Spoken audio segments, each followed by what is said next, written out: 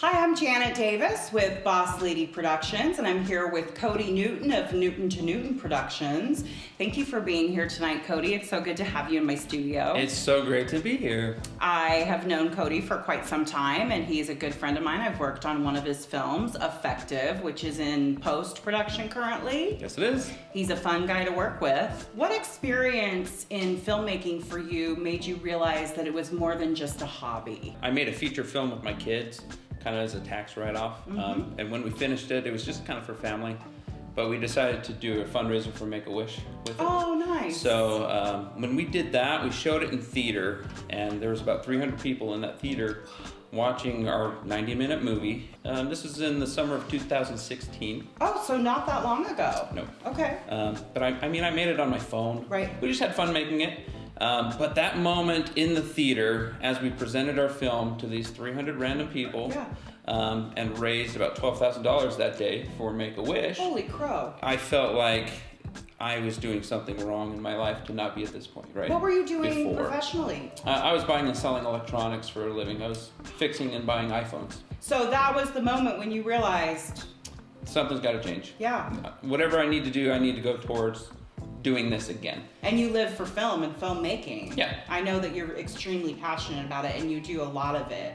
You're one of the few filmmakers I know who is just constantly working on something, which I find inspiring. When you say work, it's a little bit different. Like, I call it learning. A lot of it was about knowledge. Yeah. For me to be able to get as much knowledge as I could. Kody is a director, a writer, an actor, a producer, and a cinematographer. Do you have any formal training or education, or are you self-taught? Or? No, I learned on the streets. Wow. I was self-taught with a lot of it. So my storytelling and my editing skills, that started out in college when we were making our dumb films. Where'd you go to college? The University of Wyoming. And what did you study while you were in college? Business. Well, that's not a bad thing. It's not a bad thing. It wasn't my chosen path. Right. Right? And I found that out later and stuff like that. But in college, we made 6 short films called The Adventures of Ninja Cowboy, which is the logo that I have, you know. Nice. Oh, yeah, now that makes sense. And so we learned how to entertain an audience. We Yeah. knew how to edit and storyboard and things like that. Not until we made the kid movie, which was Ninja Cowboy Viking. It was kind of a reboot of those characters wow. with our kids. Nice. Then I finally learned how to do it kind of on the professional And side. one of the things I notice is that your son, particularly, is in a lot of your films. He is. Is that something that he wants to pursue professionally, or does he know yet? I think down the line, I don't think he has aspirations to be an actor for the rest of his life. But he's so good. He is very good. Let me ask you this. How much did you have to invest in your equipment to be able to operate at the capacity that you do? Because I know that you specifically in this community have quite a lot of really high-end equipment. So if that's something you're comfortable sharing with us, we'd love to You really know. want to know, huh? I came out from my business where I did, $2 million in sales in 2015. Holy. Just from my garage. And so I had some capital to invest in. I wanted to invest in something rather than sit there and pay Uncle Sam. Right. Sorry, America. But I'm not offended by that in the least. It's how business works. Exactly. And so the first thing I bought was a big computer to make sure I could edit my things correctly. I mean, it's not cheap. We both know that. Right. And the second thing I bought was an actual camera. And that one was $6,000 just for the body. It turned out to be about $20,000 kind of for tripod and batteries and everything. I learned how to make stuff with an actual cinema camera, and that was a lot of fun. But then everything shot on RE cameras that win festivals and things like that. So I went out and bought an RE Alexa. It's a basic RE, classic. But still, camera. That's pretty top of the line. But you stuff. have the RE look, and we like to take pictures with it and stuff like that. So you've invested a fair amount. Yeah, now I'm investing in our stories. We're ready to make stuff. I don't need to really buy any more toys. How many roles would you say the typical Boise filmmaker plays? There's no limit. I mean, if you have a story to tell and there's a good story to it, you can do it all. I can't do it all. Lee Vanderbo's a perfect example where he has an award-winning film and he did everything behind the camera. Yeah. He had one actor in him. People who can do that amaze and inspire me. So you do feel that you can, as an independent filmmaker, be successful in wearing all those hats? Yeah, I think you have to be. I think you have to know how to fill in those gaps because you're going to have people who aren't going to show up. You're going to have people who don't know how to do it exactly. Right. How difficult or realistic would you say it is for an independent filmmaker to be successful in this current environment of indie filmmaking, especially being here in Boise, Idaho? I'm not working, I'm learning, right? And there's a lot of opportunities for people to get out and learn on other people's sets. Right. That's what it is. Even if it's a bad set, even if it doesn't go well, you're still learning what didn't work Oh, on absolutely. that and how to fix those things. All the negative experiences I've had in my past, I absolutely don't have any regrets. And that's why I feel like I've been successful, is because I've done it wrong for so long, and I know I know how not to do it.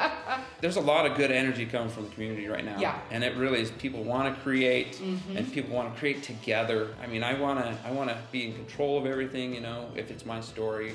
But really, that's the wrong way. It should be all of us are in control. And ultimately, the audience is the person who we are looking at to try to control what they want to see. What do you see as the biggest overall challenge that you face regularly? Story. Really? Yeah. You have to lock down the story, and it has to be tested with people. Yeah. And people just don't do that enough. I mean, once you have an idea, you think, oh, that idea is great. That's always in the context of your head. Yeah. I do a lot of stuff in my own life where it's based on true story. Well, writing what you know and creating films from reality is always going to connect with an audience more so than something that it isn't based in reality. Oh, that's true. Yeah. What do you find unique about Boise's independent film community as compared to maybe some others that you've been exposed to? It's cheap to work here, and people are so eager to work that they aren't necessarily in it for the money. Right. I'm not sitting there saying, hey, I need to be paid for this much. And We're just probably a rolling out the detriment. money nonstop. Yeah. I hear that. But you find those passionate people, and I feel like you make deeper connections Yeah. with those people because of that. And I think that's what makes it unique. You know, if I'm going to learn and I want to produce something, and I have the story and I've done everything right, it's not about the money. Yeah. It's okay to go out on the weekends and just go shoot stuff. And have fun with it. Just get stuff made. Yeah. Yeah. But that's the a goal great is, point. okay, do it right. Yeah. Do it professionally and treat people nice. And Some of the projects that you've won awards for are For Jane.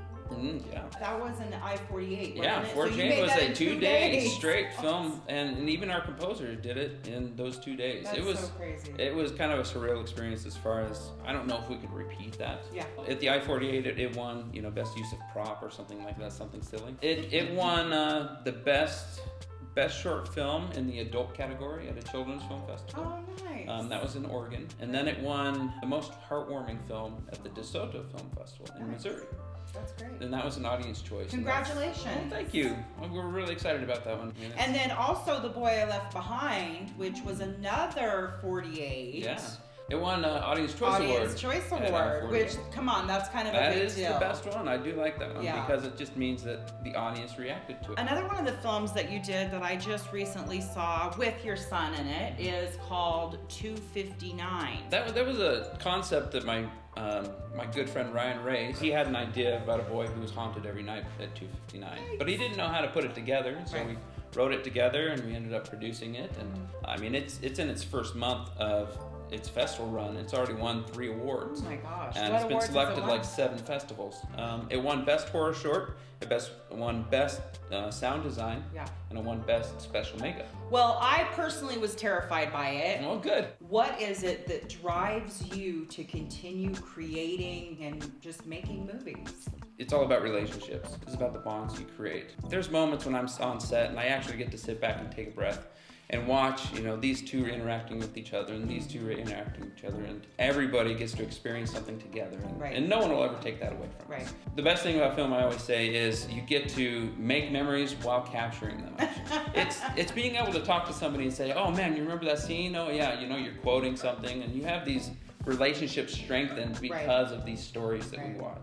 That's the reason is we have all this potential to do great things and have people learn and have great portfolios And win awards. and win awards. Maybe you'll win an award for effective. Ooh, Although wouldn't I that think, be something? I think Katie will probably win over you. So sorry well. about Well, Kody, you are certainly prolific and you make beautiful films, and I'm Thank so grateful to have had this chat with you guys again. This is Kody Newton from Newton to Newton Productions, and I'm Janet Davis with Boss Lady Productions, and thank you so much for being here that. tonight. High five. I will talk to you again soon, I'm sure. All right.